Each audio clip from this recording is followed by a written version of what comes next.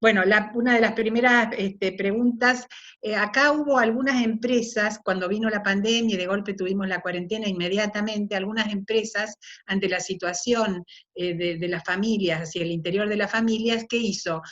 Permitió que no fueran a trabajar, pero esto no se tradujo en socialización de las tareas domésticas, sino al contrario, redobló las tareas domésticas. Entonces, plantea, también se junta con otra pregunta más, digamos, cómo, de qué manera ustedes pueden orientarnos para ver de qué manera nosotros podemos afianzar la autonomía de la mujer y qué medidas tienen que tomar en ese sentido, porque acá hubo empresas, no todas, muchísimas mujeres que son, digamos, autónomas. Acá el impacto sobre el trabajo independiente ha sido terrible en la Argentina, porque el 55% de los trabajadores independientes de Argentina son mujeres, y acá el impacto ha sido espantoso porque son las que no han podido recuperar su trabajo. Bueno, estas mujeres tampoco tenían, al ser autónomas, no tenían jefes que les daban su libertad de estar con sus hijos y tuvieron esa cuádruple, quíntuple tarea. Entonces, esta es una de las preguntas. No sé quién quiere responder. Voy a decir algo que es bastante obvio, no lo hemos mencionado acá, pero es de una enorme obviedad porque hemos hablado públicamente de esto muchísimas veces. A las mujeres se nos está ofreciendo seguridad quedándonos en nuestras casas, y nuestras casas son el lugar de máxima inseguridad para las mujeres. El hecho de que tengamos que estar en un retiro doméstico muchas veces implica estar en un retiro doméstico con nuestros agresores, Sí, en entiendo. una especial situación Entiendo. de frustración en relación con los modos de convivencia, con las demandas infantiles dentro de esos modos de convivencias. Recrudeció la violencia, recrudeció el femicidio, y esto es un modo de la inseguridad que tiene que ver con lo que se suponía que iba a ser la solución a la inseguridad.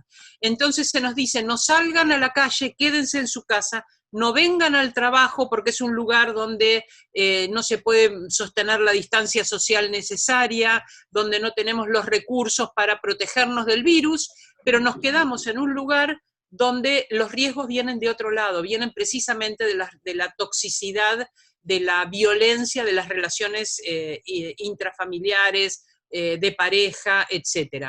Entonces, a mí me parece que quedarnos en nuestras casas no solo no ha sido una solución en términos laborales, seguramente todas las mujeres que estamos en este momento en la red, y probablemente algunos varones, ojalá sea así, tenemos acrecentadas nuestras obligaciones domésticas dentro de esta crisis, y hemos adoptado formas de trabajo a través de estos mecanismos de redes sociales que implican una sobreexplotación.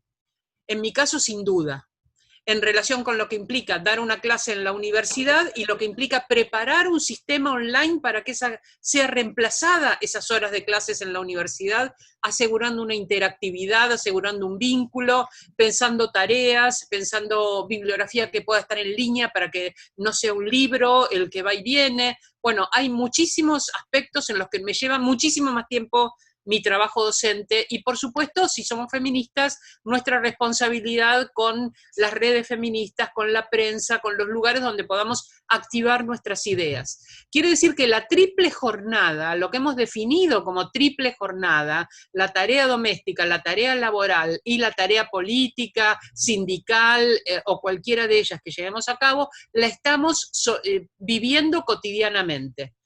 Pero además, en ese ámbito doméstico, además de esa sobrecarga, está esta amenaza para muchas mujeres de estar en una situación donde pueden sufrir violencia y tienen cerrados los caminos para ir a buscar ayuda. ¿Cómo puede una mujer salir de su casa o pedir ayuda con el agresor al lado, permanentemente vigilándola? Se han creado algunos recursos en Argentina, pensar en un WhatsApp que pudiera por el cual las mujeres pudieran pedir ayuda, un número breve con el cual pudieran pedir ayuda, pensar que se habilita a que una mujer pueda salir de su casa si lo hace para ir a denunciar violencia, pero muchas veces no puede llevar a sus hijos, va sola, sus hijos quedan con el agresor.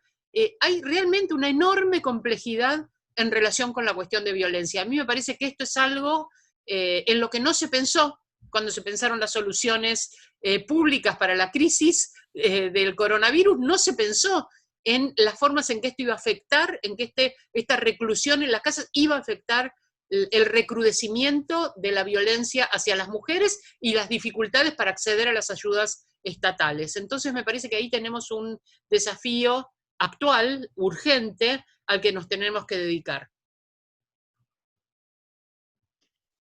Bueno, la verdad que con el tema del desarme me han dejado pensando, yo soy parlamentaria del Mercosur y tenemos compañeras de Uruguay y Paraguay acá presentes y en realidad vamos a retomar con fuerza la reunión de Delhi de 1985 que habló específicamente del desarme y me parece que da para poder trabajarlo con ellas, poner nuevamente la atención sobre lo que están planteando para que no haya presupuestos tantos para las armas, sino que haya presupuesto para otras cuestiones que nos da la pandemia. Bueno, otra de las inquietudes es que, digamos, acá nos plantea que en el Congreso de la Nación de Argentina hay muchos proyectos de leyes de teletrabajo, y digamos, todos plantean cómo se puede compatibilizar el teletrabajo con la tarea doméstica.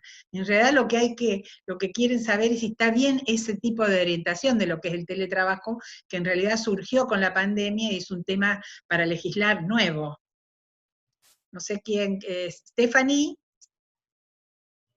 Sí, con gusto. En Alemania también es así como Diana lo ha descubierto, esto de la violencia doméstica, el 7% al menos, en algunos países es mayor este porcentaje, las instituciones que lo deben proteger también estaban afectadas por este lockdown y no podían, o sea, por la cuarentena y no podían trabajar normalmente. Esto fue uno de los temas. Este exceso de home office no necesariamente va a quedar en la crisis, sino que va a ser una cuestión en el futuro, en tiempos que nos vaya mejor. Creo que esta idea de que ambas cosas se pueden hacer mejor, esto de ocuparse de la familia y al mismo tiempo manejar el trabajo desde casa, es algo que creo que esto se ha reconocido ya que no va a funcionar, que la mujer que se tiene que ocupar de niños no se puede ocupar normalmente de su profesión. Entonces, en esto se mezcla la actividad profesional con las tareas privadas y nosotros lo llamamos algo que nos lleva fuera de las fronteras, uno de alguna manera excede los límites. El gobierno dijo que se puede hacer, pero por otro lado nosotros las mujeres no queremos tener la obligación de realizar este home office. Y yo creo que a estos excesos, a exceder las fronteras, creo que también hay que ponerle un coto, ¿no? Para proteger a la mujer y a los niños que están masivamente afectados por la violencia doméstica. Entonces yo creo que primero un teléfono de emergencias es el primer paso. El gobierno federal está tratando también de establecer un número al que llamar en casos de emergencias, es vigente en toda Europa. Está trabajando en eso. Y en cuanto a la justicia de género, si nosotros por un lado comprobamos que nosotros tenemos este sector del trabajo de cuidado, del cuidado de educación, en el cual hasta el 80% de las mujeres trabajan y que en muchos casos reciben una remuneración mucho peor que el hombre y a veces hasta en situaciones precarias. Y por otro lado, después tenemos puestos de trabajo industrializados, industriales, que tienen que manejarse con otro tipo de calificaciones dadas por la digitalización. Y los hombres reciben una mayor remuneración. Y si no tenemos cuidado en esto, esta brecha se va a ampliar cada vez más. Si no la atacamos ahora. Entonces, yo creo que el trabajo el trabajo vinculado con personas, que está directamente relacionado con personas, el trabajo de cuidado que esté, por ejemplo, en jardines de infantes o en instituciones de cuidado. Se paguen mejor para las mujeres y se paga mejor, peor a las mujeres y mejor a los hombres. Esto requeriría de un mejor trabajo. O sea, que las mujeres también tengan la oportunidad de conseguir allí mejor trabajos para achicar esa brecha que se abriría si los fondos se aplican a mejorar las situaciones del hombre. Nada. Muchas gracias. Bueno, acá hay una compañera mapuche que le manda un abrazo a Stephanie y a Diana, y dice, y espera que alguna de sus hermanas mapuches puedan vivir el nuevo contrato social que están proponiendo. Otra de las preguntas dice que hay el 40%, los niveles de desigualdad del 40% requieren de estrategias multidimensionales para generar políticas públicas de corresponsabilidad, por ejemplo, para abordar una nueva distribución de la economía del cuidado. ¿Qué opinan al respecto? ¿Quién quiere, Diana? Sí, por supuesto. La pobreza no se mide ya hace muchos años también solamente en términos de ingreso económico, de un salario. La pobreza se mide en términos de educación, en términos de vivienda, en términos de capacidades laborales. Hay muchos aspectos que señalan cuando un horizonte es un horizonte que está cerrado, que no es solamente el salario que una persona recibe. Entonces, producir una política de cuidado requiere inversiones en todos esos aspectos. También inversiones en generar futuros posibles para los jóvenes y las jóvenes. Pensemos, en nuestro país hay un fenómeno al que se llama ni estudia ni trabaja, no sé cómo se dirá en alemán, pero ese grupo que se ha definido como quienes ni estudian ni trabajan, y que en el caso incluso de las personas ancianas se presenta como ni estudian, ni producen, ni reproducen, porque las mujeres en periodo reproductivo al menos tendrían este tipo de economía reproductiva. Nosotras reproducimos, nosotras producimos seres humanos, no producimos una mercancía, producimos algo que es la posibilidad de la sobrevivencia de la humanidad. Pero estos grupos de jóvenes que no entran en los sistemas que la sociedad les ofrece de significación social, no estoy hablando solamente de cuestiones económicas, de estudiar o trabajar como una inserción institucional de tipo económico, que da posibilidad de insertarse en el mercado. Estoy hablando de quién significa socialmente alguien que cuenta en la convivencia como alguien relevante, indispensable, que sus vidas entonces tienen sentido para el resto de la comunidad. Hay una pérdida de sentido de la vida y esto afecta de una manera enorme a los jóvenes y las jóvenes, desde la adolescencia, pensándose como alguien que no tiene futuro. Ofrecer un futuro común es parte del pacto social, es una cuestión cultural, no es solamente una redistribución económica. La redistribución, como bien lo señaló Stephanie también, es una redistribución política y es una redistribución de sentidos sociales de la convivencia. Poner el cuidado en el centro no es solamente poner una función económica relevante con un sentido distinto de la economía, es también poner un aspecto del cuidado que es la empatía, que es el interés por la otra persona, que es el cuidado en el sentido de responsabilidades entre unas y otras personas, y ese aspecto subjetivo, ese aspecto emocional, ese aspecto de valores, ese aspecto de redefinición de lo que es una trama social, una red social, una estructura social, es un aspecto cultural relevante. Por eso insisto en irnos de la idea hay un filósofo, Hobbes, que decía que la sociedad era como un conjunto de hongos, ¿no? Hongos separados que después iban a establecer un contrato entre sí. Entonces tenemos esos hongos hobbesianos, ese hongo era un hongo que no se nutría de nada. O sea, la tierra, veníamos a ser ese indiscernible de las mujeres, las que nutren esos hongos aislados que son los varones hegemónicos. ¿Cuál es el humus? ¿Cuál es el sustrato que sostiene en la tierra el surgimiento de esos hongos? Es algo que no entraba en el contrato. Se daba por sentado, se da por cierto. Bueno, no podemos dar la tierra, ni siquiera la tierra en el sentido ecológico, no la podemos dar por cierta porque hemos generado un vínculo con la tierra de depredación, un vínculo de violencia, un vínculo de apropiación de sus bienes, que nos aleja de la posibilidad de un equilibrio. Entonces ni siquiera podemos dar por sentado lo mínimo del aire, la tierra y el agua, ni siquiera eso podemos dar por sentado, porque hemos generado un vínculo violento con el medio ambiente. En este nuevo contrato, en esta nueva manera de redefinir lo social, lo ecológico, el buen vivir en relación también con esta idea del pacto verde, pero también este pacto de cuidado. Me gustó esta idea de pensar el buen vivir como sentido, y ahí nuestras hermanas mapuches seguramente tendrán algo que explicar en este pacto social, el buen vivir como sentido, pero también el pacto que podamos hacer desde lo humano y desde el retorno del valor de la naturaleza, no solo como un bien apropiable, sino como un vínculo que establecemos con la naturaleza. Me parece que lo que hay acá es una nueva redefinición de la ética. La ética definida como algo que parte de la comunidad, de reconocernos en comunidad y de establecer relaciones igualitarias en esa comunidad. Y una ética que se amplía a los animales, a la naturaleza, y no solamente a lo que previamente hemos reconocido como nuestros pares humanos.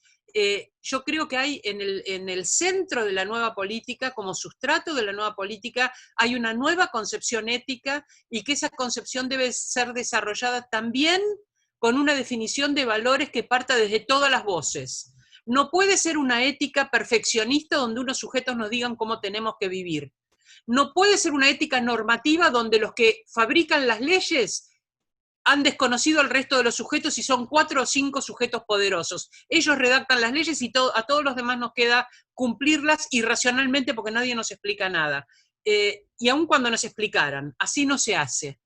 Así no se hace desde el punto de vista ético. Tenemos que pensar una ética del cuidado y la responsabilidad, que es una parte del desarrollo feminista también de las tareas políticas de redistribución. Y te voy a pedir algo, María Luisa, porque sí. Como estamos en el diálogo, estoy atendiendo el diálogo, apenas puedo ver qué pasa en el chat. Les pediría que reservaran, por favor, todas esas intervenciones en el chat y que nos la compartieran, porque hay muchos mensajes que son mensajes incluso hacia Stephanie o hacia mí que me gustaría recuperar. Entonces, si pueden preservar el chat y después pasarlo, quizás podemos sacar de esa parte de intervenciones, porque no hemos tenido oportunidad de diálogo abierto por los tiempos. Pero de esas intervenciones podemos pensar temas para nuevos encuentros, porque algunas cosas que han marcado son sumamente importantes. Me gustaría recuperar este diálogo. Sí, es maravilloso. Bueno, le vamos a pedir obviamente a la Fundación Friedrich Ebert si nos puede recuperar, porque es impresionante la cantidad de reflexiones hermosas que hay, y además con preguntas, pero hay muchas reflexiones. La verdad que estamos interpelando nuestras democracias muy profundamente. Entonces es importante. Acá hay otra pregunta que plantea que en realidad todo está de acuerdo con lo que plantea Stephanie y Diana, con todo el tema de lo que es el desarme, la inversión en armas, pero que en la Argentina las fuerzas de seguridad son las que más violentan a las mujeres en los barrios, que eso es cotidiano, que cómo piensan superar esa instancia.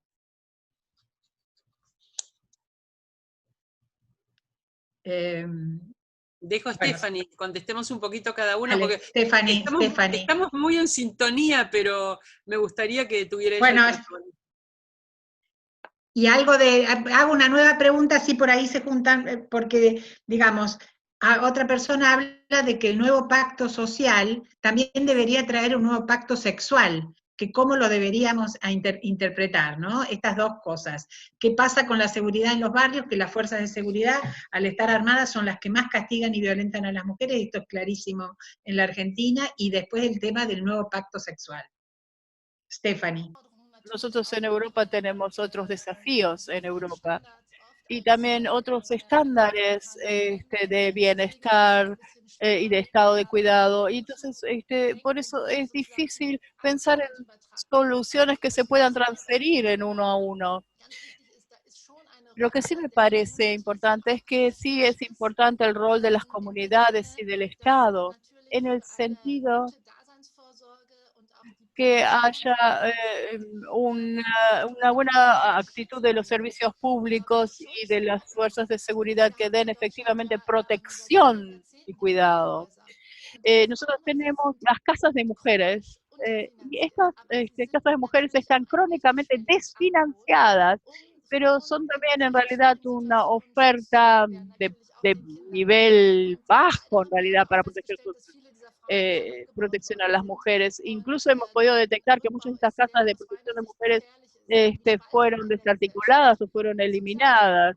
Y acá lo que se produce es un fuerte aumento de la brecha social en este sentido. Por eso es muy importante que este tipo de instituciones sean protegidas y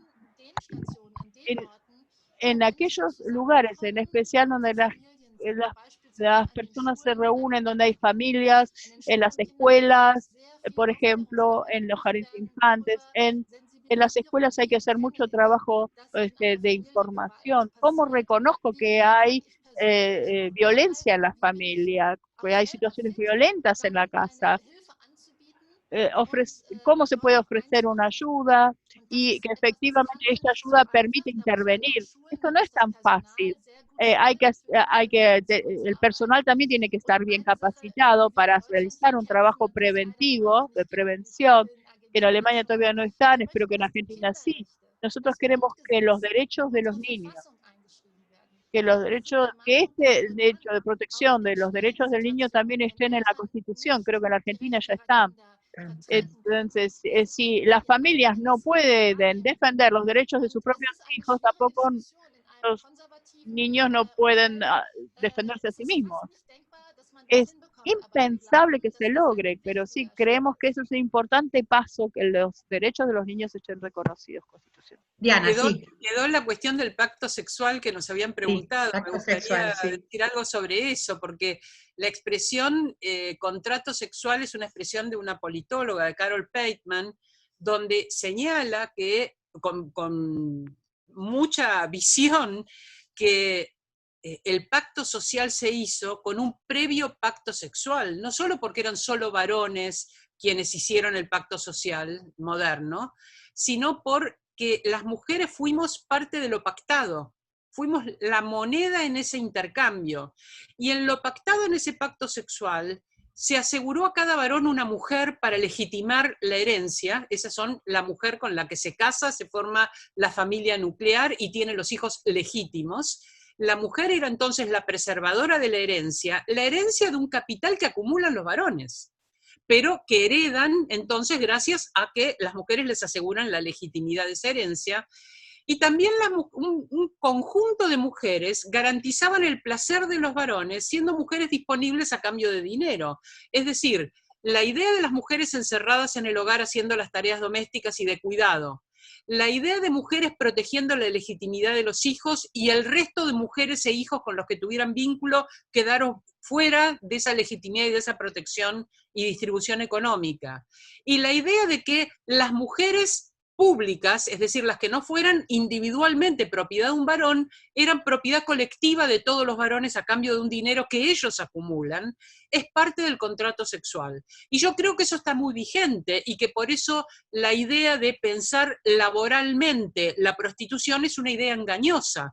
La explotación sexual es difícil concebirla como un trabajo, sobre todo cuando organismos internacionales están pidiendo legitimar a los terceros en ese contrato. Es decir, la prostitución no es una persona que ofrece sexualidad a un varón que la consume. La altísima proporción de mujeres que son las que están en prostitución y la altísima proporción de varones que son quienes la consumen, muestran que allí hay una relación de género sumamente relevante, que en general no se toma en consideración. Una relación laboral iguala a contratante y contratado a cambio de un salario, se pacta la fuerza de trabajo a cambio de un salario. En este caso, no existe solamente ese tipo de contrato comercial, claramente, e ignorar esta distribución de género desigual me parece que es grave. Así que cuando se habla de legitimar a un tercero, se está hablando de legitimar el sistema prostituyente, ni más ni menos.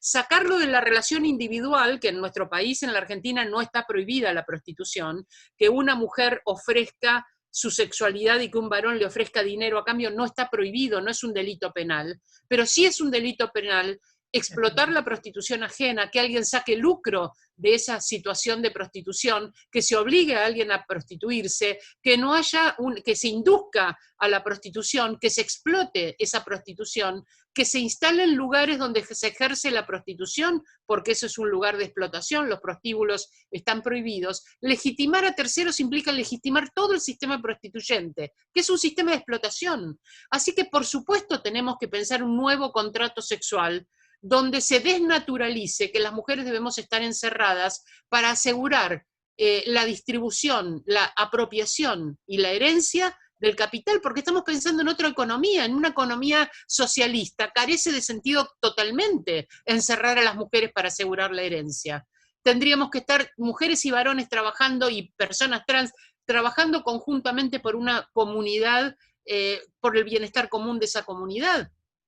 Y también me parece que en una comunidad socialista pierde sentido esta idea de legitimar como trabajo la prostitución, que en una sociedad igualitaria mucho de este sistema se desarticula y sin duda el sistema de explotación sexual se desarticula. Y también me parece que hay que repensar en un nuevo pacto sexual no solamente el trabajo doméstico, el encierro doméstico, la prostitución, sino también hay que pensar todo el sistema de tecnologías reproductivas que hace de los cuerpos de las mujeres una mercancía. La cesión de la capacidad de gestar, la subrogación de útero, las maternidades subrogadas son parte de la mercantilización, la donación de gametos, son parte de la mercantilización de los cuerpos de las mujeres al servicio de un mercado que concentra riquezas que no retribuyen a esa mujer en particular. Cualquier análisis de lo que son los países que han legitimado las maternidades subrogadas, los embarazos en terceras personas, se ve quiénes son los que ganan y quiénes son quienes ponen el cuerpo sistemáticamente, quienes concentran la riqueza y quienes ponen el cuerpo, nos pone a las mujeres del lado del cuerpo y pone en la concentración de la economía a otros sujetos. Entonces me parece que un nuevo pacto sexual, que no lo podía hacer Pateman en ese momento porque no había tanto desarrollo de las tecnologías reproductivas, debe incluir también no solamente lo doméstico, no solamente la prostitución, sino también estas formas de tecnologías reproductivas que hacen de los cuerpos y de las capacidades de gestar y de los gametos de las mujeres también una mercancía. No somos sujetos, sino moneda en este. Y tengo que decir algo, María Luisa, con muchas disculpas. Yo tenía el tiempo justo para esta reunión, o sea que voy a tener que terminar puntualmente porque tengo inmediatamente otra actividad. Me da mucha pena. Perfectamente, Diana, la verdad que un temazo has puesto que está en agenda, el tema de la explotación sexual, las mujeres en situación de prostitución, como nos gusta decir a nosotras, y es un tema que está absolutamente en agenda en la Argentina. Me piden que si le pueden aconsejar qué lecturas hacer por el tema del nuevo contrato social y el nuevo contrato sexual. ¿Qué lectura podés recomendar? Bueno, señalé un libro clásico de Carol Pateman que se llama El contrato sexual, y me parece que justamente lo que hace es una crítica del modo en que se establece la ciudadanía en la modernidad. Creo que hay que leerlo y releerlo, y hay que pensar, no individualmente, como pensamos a veces las intelectuales con nuestro libro en nuestro escritorio, comunitariamente, hablar entre nosotras, ver qué experiencias tienen los cuerpos de las mujeres con respecto a estos elementos de pacto, cómo ha repercutido en nuestra vida y en nuestros cuerpos, en nuestras subjetividades, este modo limitado de los pactos sociales. Bueno, quedan muchísimas preguntas, le quiero dar la palabra a Stephanie. Entre las cosas que me están preguntando para Stephanie es qué opina del racismo terrible, sobre todo que se está viviendo en Europa, pero que se está irradiando por el mundo. Nosotros hemos hablado sobre tantos temas tan importantes desde la perspectiva feminista, y acá estamos aquí en un ambiente en parte público, pero también en parte cerrado. Pero bueno, estoy muy contenta de todas estas preguntas y espero que después podamos ocuparnos con mayor intensidad de algunas de las preguntas planteadas. Por supuesto, también es una cuestión del cambio cultural, ¿no? Creo que es estrictamente necesario que aquellos cambios sobre de los que hablamos hoy y sean incentivados son necesarios. Y el cambio de cultura lleva el mismo tiempo que el cambio de paradigmas, y todos lo sabemos. Por eso, delante de nosotros hay tareas gigantes delante de nosotros. Y a veces es importante hacer un cambio de perspectiva, ¿no? Diana dio 2 ejemplos. En Europa, incluso, nosotros tenemos regímenes tan difíciles en cuanto a prostitución y también a la postura que adopta un gobierno. Nosotros hemos visto algunos gobiernos feministas como Nueva Zelanda, como Faro, que lograron aclarar o tener en claro en esta crisis que una política feminista, una postura feminista puede funcionar incluso a alto nivel, y que altísimo nivel, y que esto nos da el coraje necesario. Y el trabajar en pequeñas cosas, para mí era muy importante, porque estuve en Suecia el año pasado y me ocupé sobre la autodeterminación sexual. Sobre este punto que esto se puede aprender. Y nosotros en Alemania siempre estuvimos muy orgullosos cuando hubo escándalos contra fondo racista, cuando las mujeres eran atosigadas en público y huían de los hombres. Y estábamos muy orgullosas nosotros los alemanes, decían, no, es no. Cuando una mujer dice no, todo lo que pasa después es en realidad un tipo penal, un delito. El yes significa sí. Nosotros decimos que, que es necesario aprobar, decir que sí. Y recién entonces podemos participar, ser activas. Y esto repercute en los hombres, y no solamente en las víctimas. Y nosotros siempre partimos desde la perspectiva de víctima. Y me parece que es importante que justamente en los códigos penales y en toda la normativa penal, esta perspectiva también sea cambiada, comenzando con una pequeña cosa. En Suecia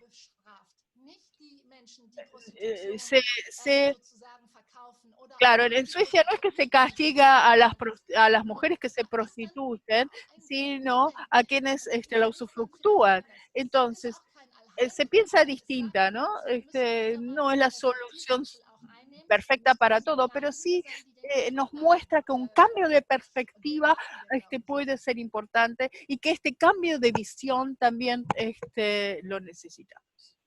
Muchísimas gracias. Bueno, acá hay alguien que dice en el chat que las mujeres queremos liderar el cambio. Es así, las mujeres vamos a liderar este cambio.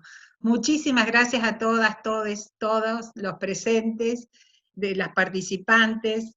Quiero saludarlos especialmente en nombre del CEDEN y agradecerles profundamente a la Fundación Ever, a Stephanie y a Diana la participación, que ha sido un panel de lujo.